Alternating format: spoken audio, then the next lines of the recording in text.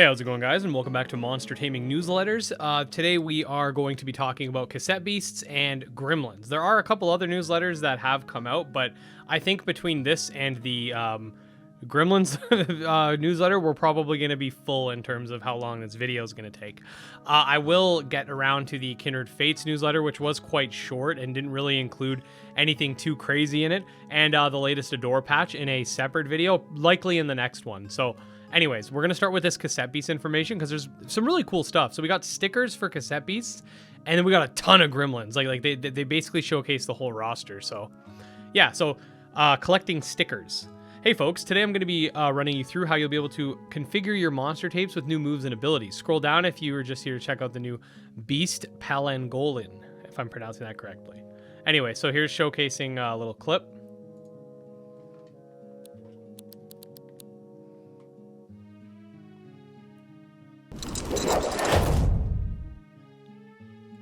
So they did move kind of fast through it, so let's see if you missed any of it. Just on a side note, the pixel art for this game is beautiful. As was that attack animation. Look at this. This freaking shield bash. Let's go. Okay. So these are some of his stickers, okay? So you got Smack, Sharpen, Copper Chop, Parry Stance, Slice, Dodge, Shield Bash, and Retribution. In this case, Retribution's a passive ability, which, if you guys watch Monster Tamer News, I did mention this. There are active stickers you can put on, or passive. If you put on a passive one, that is going to take up a slot for your moves. So imagine in Pokemon, like obviously this is different because there's more, but imagine in Pokemon if there's 4 moves you could use. If you want an extra passive one, that would take it up, so you'd only have 3. Same case with this, except for with more moves, obviously. In Cassette Beasts, you'll fight by using your cassette tapes to transform into monsters you've recorded. At first, your tapes won't have many moves to use in battle, but as you spend more time, they'll unlock new ones. If you don't like the move a tape has by default, you can always replace them using stickers. A move you don't want to be peeled off as a sticker, freeing up an empty slot for you, could put a different move sticker down. You'll be able to move stickers in a few ways, including by peeling them off other tapes, but what's most important is that you can easily peel and apply them to customize your combat abilities. In some way, finding a good set of stickers is just as important as finding a good set of tapes. Not all stickers are compatible with all tapes, so if a particular strategy you have in mind requires certain moves, you may need to take that into consideration when choosing your tapes. Some stickers provide a passive ability instead of regular attack, and some stickers affect which branch your tape will take when you evolve. So they're pretty useful with other things as well. Occasionally you'll come across a sticker marked as uncommon or rare. These stickers come in added randomized attributes that provide bonuses over regular common versions of the sticker, such as increased damage or a chance to provide a buff or inflict a debuff. Here's some examples, and you can click to zoom. We are, of course, going to click to zoom. So you got the +6 priority chance, a +5 critical chance. Here we got the extra critical hit damage, critical hit on type advantage, extra melee, better effect chances. You guys get the gist of it. So here we go. Smack is a basic attacking move that costs no AP. You'll use this when your AP, so when you're saving up your AP for big attacks. In addition, typeless. So here it's getting the plastic type for my traffic crab. This version of Smack has 2 uncommon attributes, one that will sometimes let your attack go before others, and one that gives you a higher critical hit rate the more sticker slots you have. Empty, rather. Fully upgraded and evolved tapes will have 8 sticker slots, so this is quite good. Inflame is a ranged fire type attack that has 2 uncommon attributes that work really well together. One increases the damage dealt by critical hits, while the other generates a critical hit when you're at a type advantage. AP Refund is a passive ability, a kind of move that you don't use manually, but is triggered automatically by certain conditions. This AP Refund sticker has 1 uncommon green and 1 rare blue attribute. The uncommon attribute increases a chance of AP Refund increases a chance of AP refund taking effect after I use another move. The rare one passively increases melee attack by 3%. As long as I have the tape and sticker equipped, my melee stat is higher. Elemental Wall is a status effect that a lot of monsters can get access to.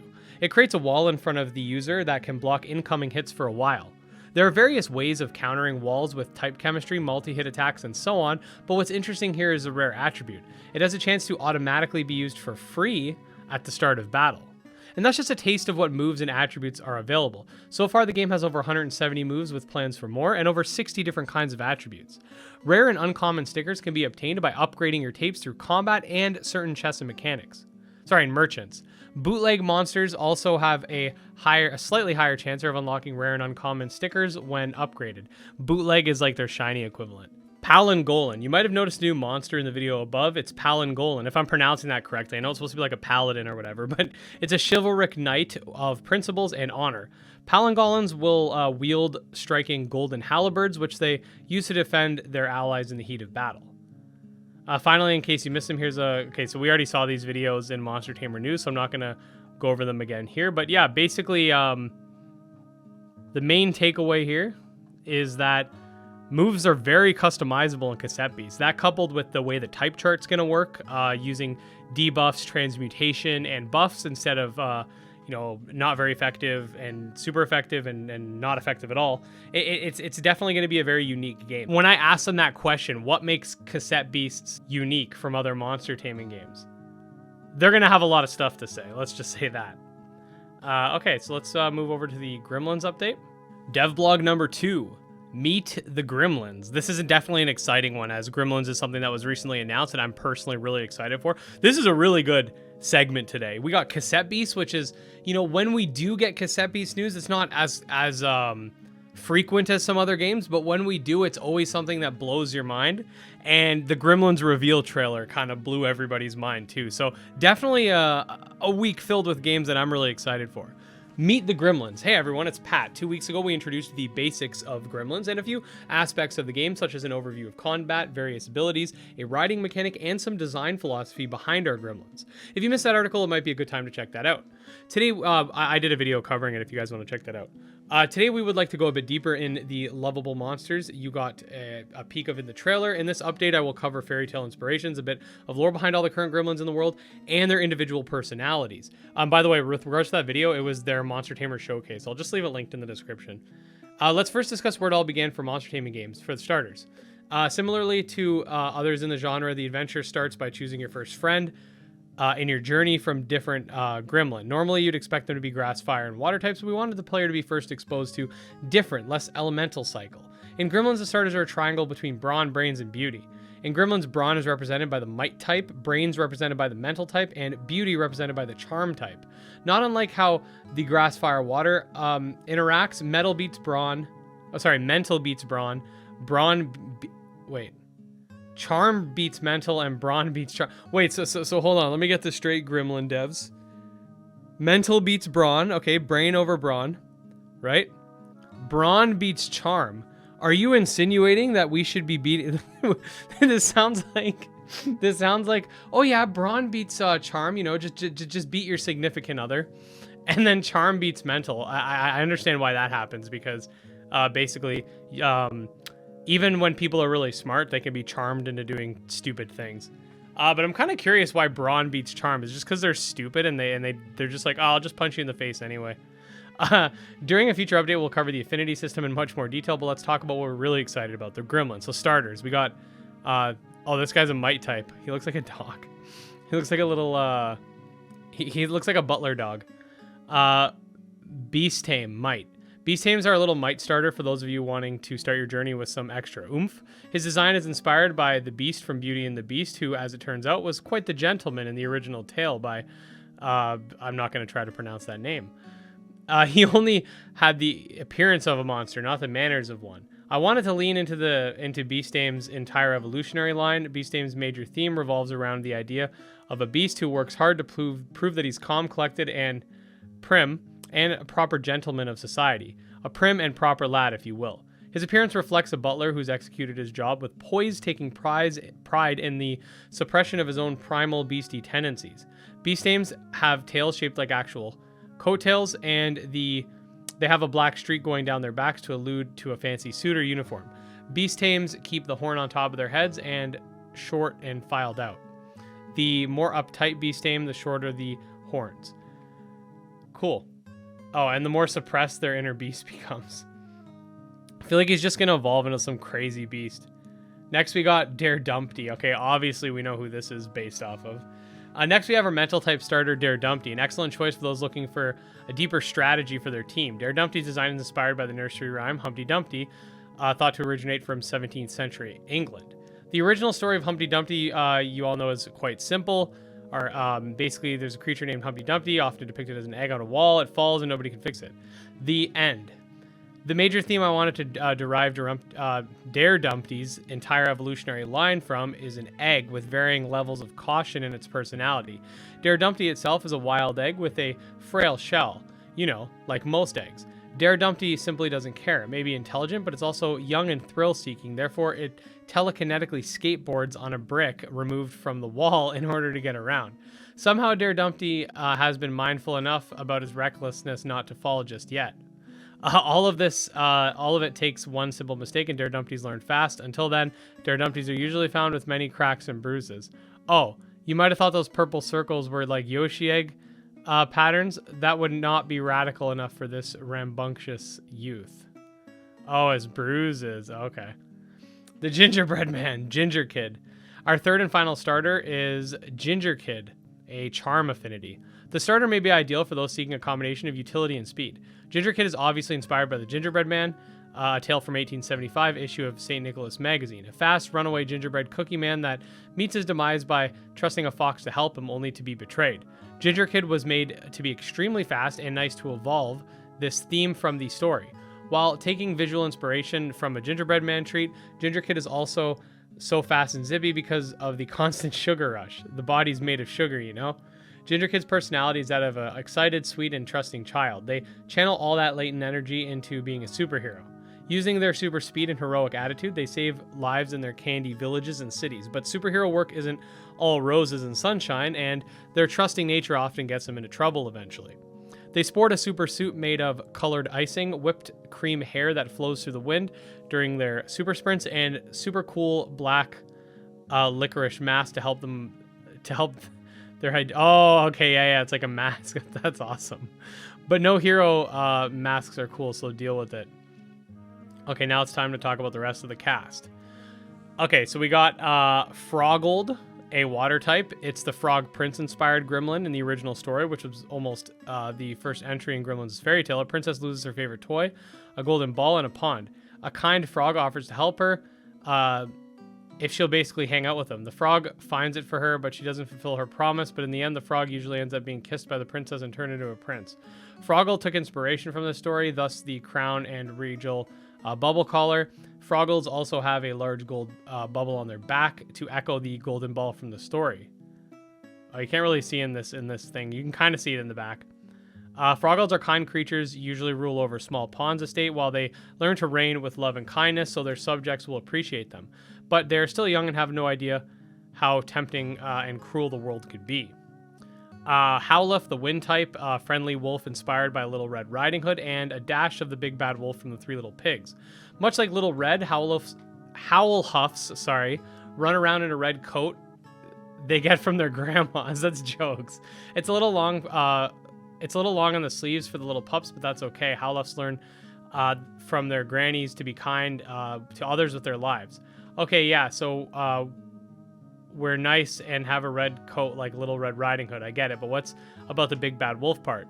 Well, as you can see, Howluff's huge mouth opening into their stomach. Oh, I didn't even notice that. He's got a mouth in his stomach. The stomach mouth huffs and puffs with winds strong enough to blow walls down in some cases. It also gets hungry for meat. Even if Howluff feeds itself with its own mouth, when Howluff gives its urge, it either becomes overridden with guilt or it may evolve and transform completely to match its new personality. Grand Puff, oh my god. Wind and Evil. When Howluff evolves, it becomes Grand Puff, a wind and evil affinity gremlin that is still based on the Little Red Riding Hood and the Big Bad Wolf, a character which commonly appears in the Gremlins fairy tale. Instead of being inspired by Little Red herself, Grand Puff takes inspiration from the granny impersonating wolf in the same story. Grand Puff eats a lot of things, but their easiest prey to fool and take advantage of are grannies and their Howluffs. Grand Puffs will eat grannies in their own homes, while Howluffs are away and wrap their top halves in the grannies' blankets while hiding their bottom half in order to lure Howluffs in like anglerfish. Ew, so they basically eat their own. They eat their young. That's kind of messed up, man. With Grandpuff, the mouth stomach does all the thinking, and the top part just becomes a decoy. Its newfound personality grants it evil properties and plots to hunt with, but like all other gremlin, it's sentient and tameable. So the way they had said it with Howlhuff, they said, where is it? When a Howlhuff gives into its urge, it either becomes overridden with guilt, or it may evolve and transform completely to match its new personality. So I wonder if that means it's going to have a branched evolution. Like one where it succumbs to this urge, and one where it doesn't. What the heck is this thing? Ugling. Oh, it's the ugly duckling. Oh, it's a bag. Oh, that's so jokes. Our final Wind Affinity Gremlin and engine, we have Ugling, a sad little duck based on the ugly duckling, a fairy tale poet by the author Hans Christian Andersen, originally published in 1843. All Ugling have a sense of self-loathing when they're born, and so they put a paper bag on their heads before showing their face to the world, ever. Even so, the fact that they wear a brown paper bag on their heads, in turn consistently causes ridicule amongst their friends growing up. What each Ugling doesn't know is that they're not only valuable for who they are, but the golden feather on their tail making them precious for anyone and everyone beyond them. They can't turn their head enough to ever see it with a paper bag over the head, which is truly a tragic fate. Maybe they will find their self-worth in their tail once they evolve. Yeah, they're probably going to evolve into a swan, right? Oh, the fire candle. Flare. Let's shift our focus to Flare, a quiet young gremlin with a fire affinity. Funnily enough, I've heard a lot of people say that they think Flare is a candle and that she was inspired by the Jack Be Nimble nursery rhyme. I did intend Flare to evoke a candle's shape and justify her hair and theme a little bit, but Flare is not literally made of wax, which looks to be melted pooled wax at her feet is actually her skirt. Oh, that makes sense. Flare is derived from a lesser-known fairy tale called The Virgin Mary's Child, collected and recorded in Grimmlin's fairy tales, in which a young girl gets tempted by angels and gives in to temptation and lies about it later when she's questioned. She loses her mouth and gets banished to a forest where her hair grows wild. Much more happens in the tale after that, but eventually she gets burned at the stake for Jesus Christ for continuously lying about what she had done.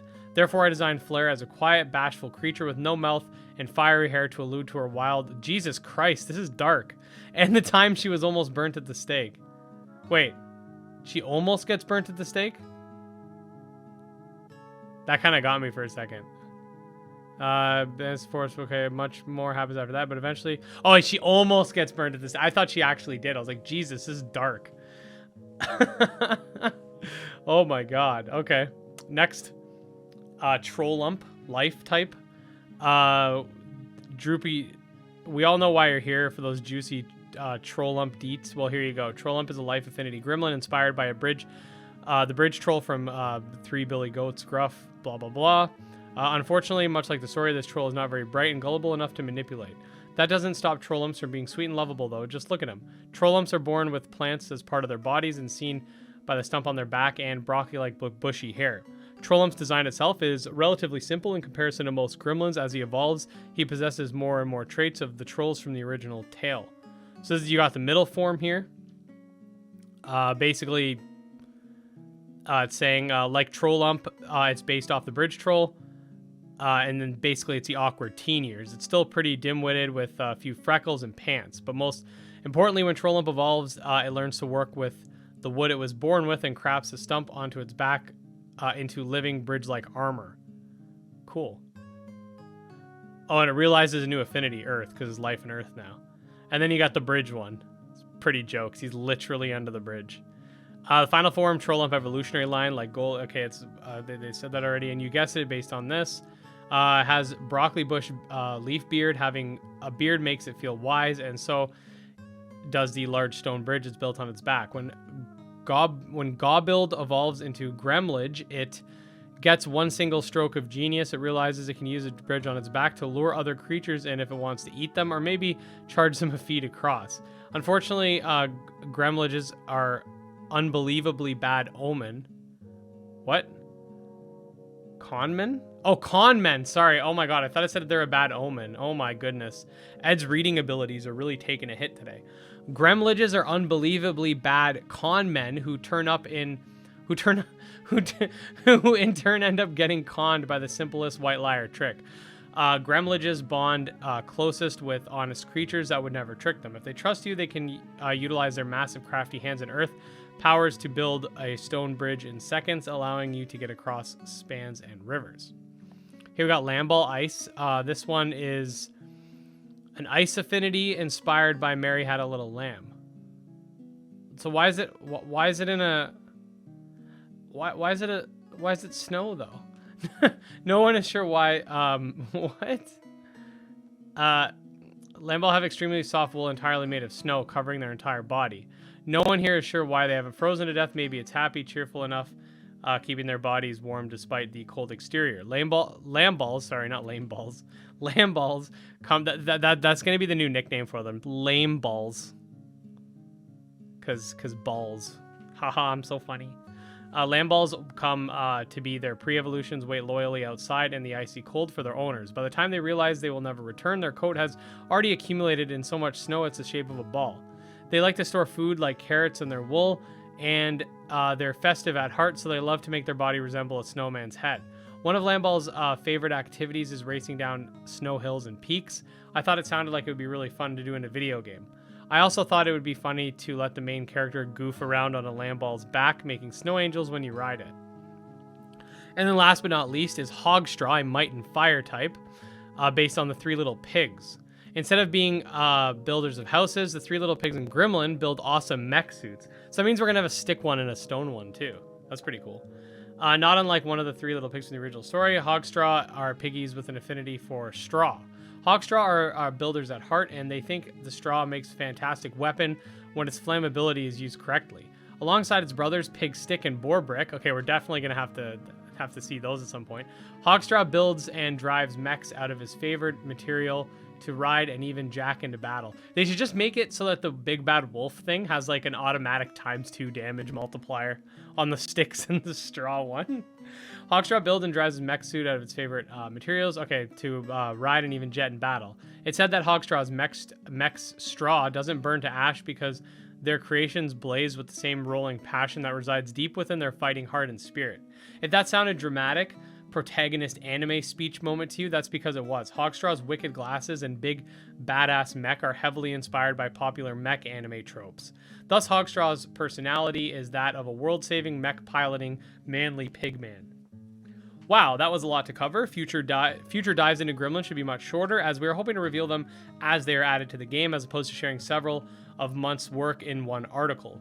We will be doing some community updates every 2 weeks to ensure everyone can keep in the loop on the development of Gremlins. And that's it for the newsletter. So yeah, that was definitely a long one. Quite the mouthful, to say the least. Definitely the bulk of the update was talking about this game, but I'm really excited. Like, the designs are very good. Like the inspiration behind the designs is very unique, and I personally think like a lot of it's very, very clever. Like having the butler beast guy, the Humpty Dumpty one's hilarious. Like having the Little Red Riding Hood wolf. This thing just scares me. It's nightmare fuel. And the troll under the bridge, I think, is one of the best ones. It's just so jokes. But yeah, the game definitely has some really good designs, and I'm definitely excited to see some more of the monsters when we get them. And I'll keep you guys updated as usual on both Cassette Beasts and Grimmlins, as that's basically what we do here. If you do enjoy monster taming content, definitely subscribe to the channel. I'd really appreciate that. And if you could follow me on Twitter at GymLeaderEd, and check out our monster taming Discord as well, that'd be awesome. I'll see you guys in the next one. Peace out.